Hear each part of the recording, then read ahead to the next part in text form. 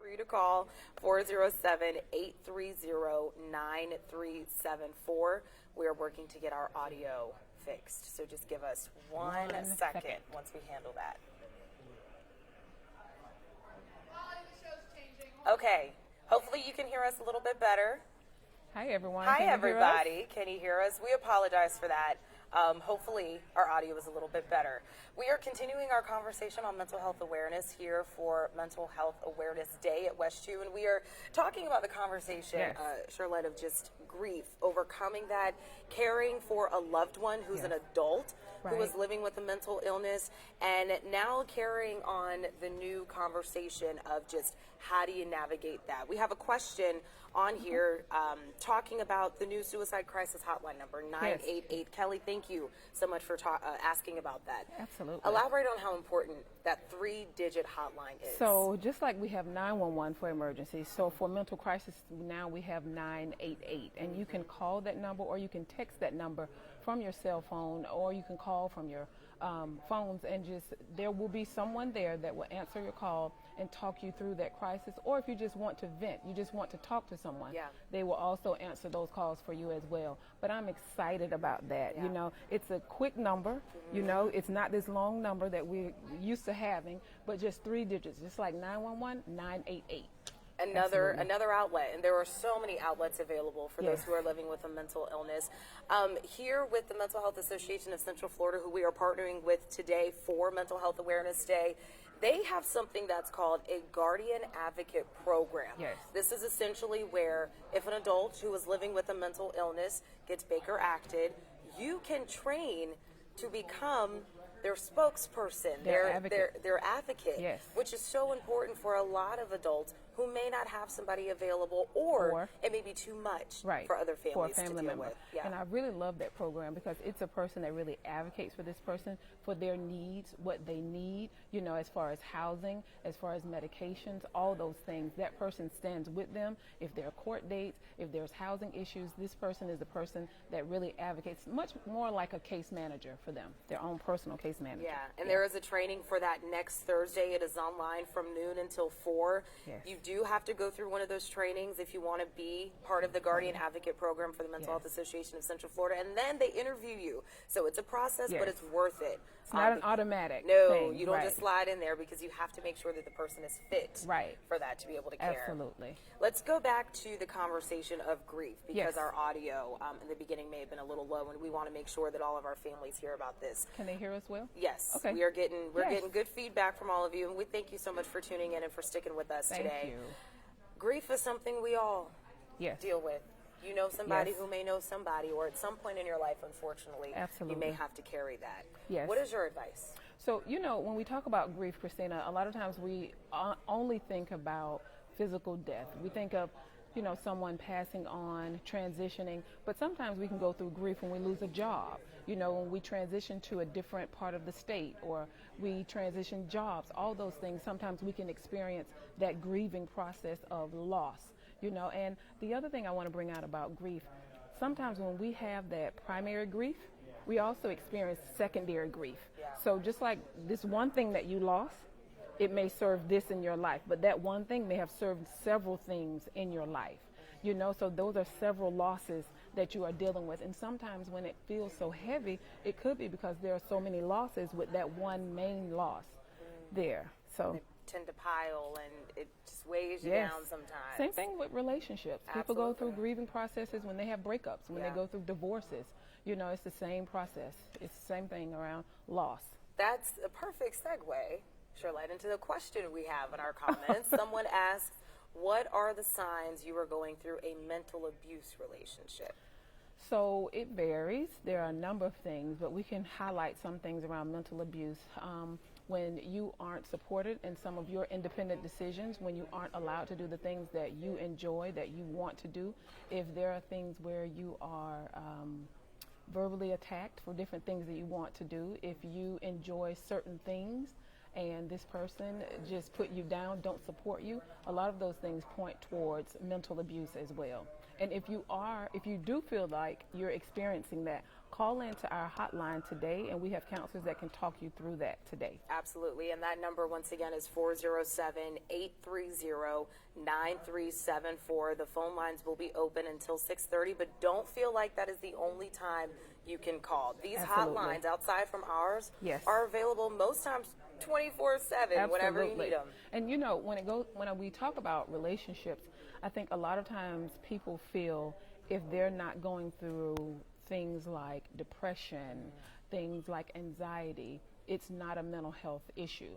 So when we talk about mental health, we're talking about emotions, thoughts, and behaviors. You know, I want you to think about mental health on a scale. On the lower end of that scale is things around mental health concerns. And that question that you had, those can be some mental health concerns that can lead to the higher end of the spectrum of anxiety, depression, all those diagnoses. So that's an important question that you should call today and get some answers around. And that's a really good point, too. Just to already kind of not prepare necessarily, Yes. but to know what to do Yes. in the event of a situation leads to something you may be living with, like you said, depression, anxiety, and so forth. It's very good to have those questions too, Yeah. because you know that's the awareness. Like something don't feel well, something don't feel right, And if I don't you do, feel right. Yes.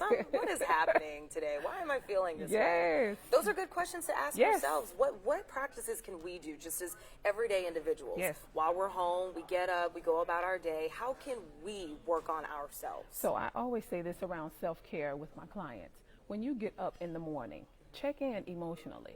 It's not that you have to get on social media or you have to call somebody and say, how you think I'm feeling? How did I do yesterday? But do that internal check. When you wake up, your eyes open, and you do your meditation, your prayer, whatever it is that you do a check-in. How am I feeling? And then do that throughout the day.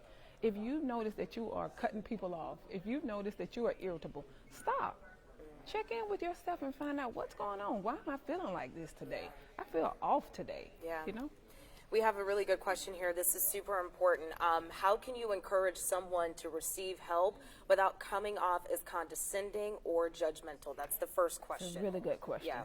Really, really good question. So what you want to do is you want to be more of a listener than an advisor. You know, if you do reach out and you make, you know, just if you want to make them aware that, hey, something is off, or I felt like when you said this on yesterday, it felt like you were just off a little bit, and allowing them to tell you what's going on. Yeah. And if they deny it, to not badger them or attack them and say, yeah, I know you, something is wrong with you, but being more of a listener, taking that stuff in. That's something what my parents said with my sister. You know, they were trying to encourage her to get help, but she didn't, you know, and that's okay. But they sat back whenever she was ready. They were there. Yes. If she wasn't ready and if she was having a moment, they were there. Yes. I think the point is just Important. to always be there. Yes. The second part of that question, they asked, how do you deal with narcissistic personalities when you have to deal with them on a daily basis? Ooh. So, you Yeah. know, when we say narcissistic personality, that's more of a personality disorder. And most of us, we use that word often around a narcissist, someone who's hard to get along with, or someone who's very grandiose, or someone who's in competition with everyone. If you feel like you are really, really dealing with a narcissist, the best thing that you can do to deal with a person with a narcissistic personality disorder or narcissistic traits is to have strong boundaries and not deal with them in the gray. Your yes is yes, your no's are no's. Be very straightforward with them, and that's it.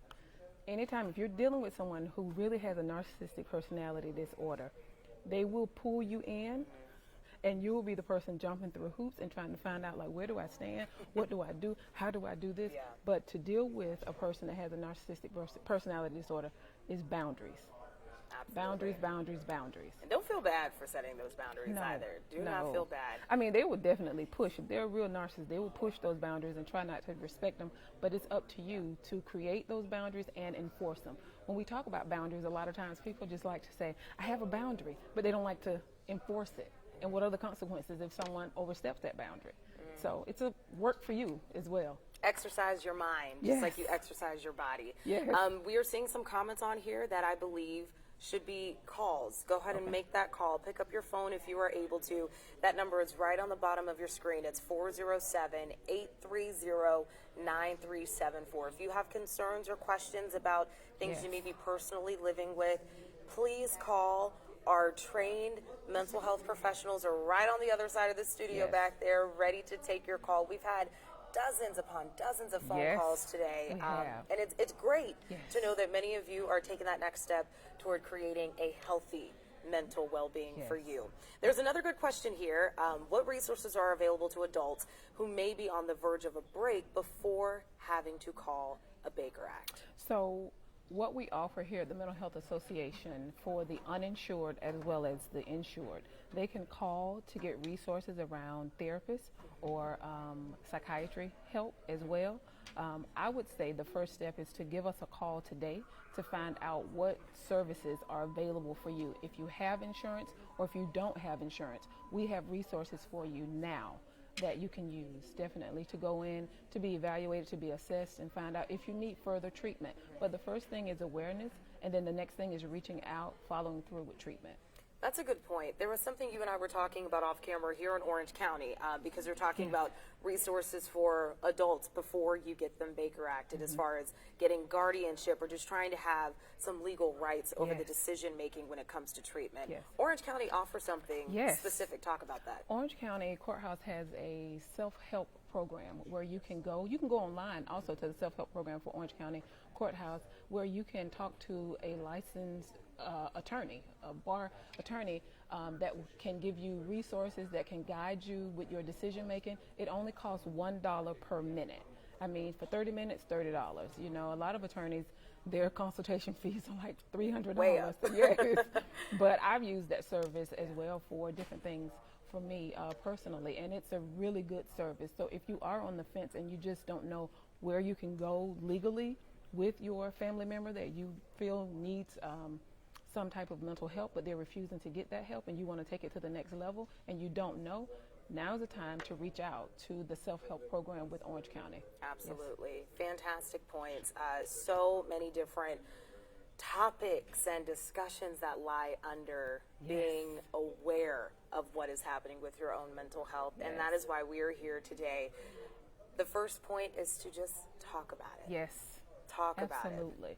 Talk about it, and then reach out for help. There are resources here in our area for you. If you have insurance or if you don't have insurance, we have resources here at the Mental Health Association, our Outlook Clinic. We have appointments. You can get an appointment within a week, you know, around the services that you need for mental health. So don't use that as an excuse that you don't have insurance, you don't know where to call. Now you know. You can call the Mental Health Association, reach out, make your appointment, show up to your appointment. If you don't have a car, we also offer teletherapy.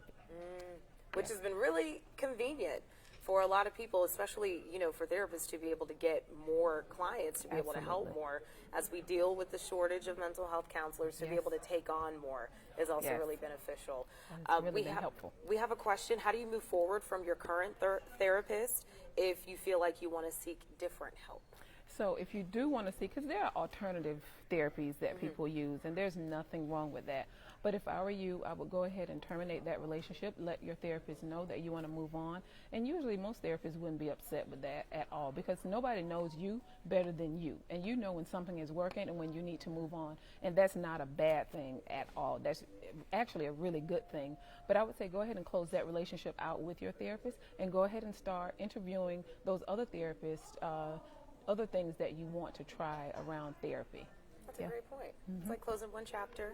Absolutely. Moving on. And there's nothing Part of the wrong growth, with that. right? Yes, absolutely. Because sometimes, and that says a lot about you. You could have healed the things that you initially went to therapy for. Now that stuff, you know, you're doing better. You know how to cope, you know, with all those things, and you want to work on something different. Yeah. It's Celebrate not a that bad thing. chapter. Celebrate Yes. that part in your life, you know. Yeah, it's not like a breakup. Yeah. No, it's not like a breakup. It may feel like it, though, It may feel especially like when you it. pour everything Yeah. out there.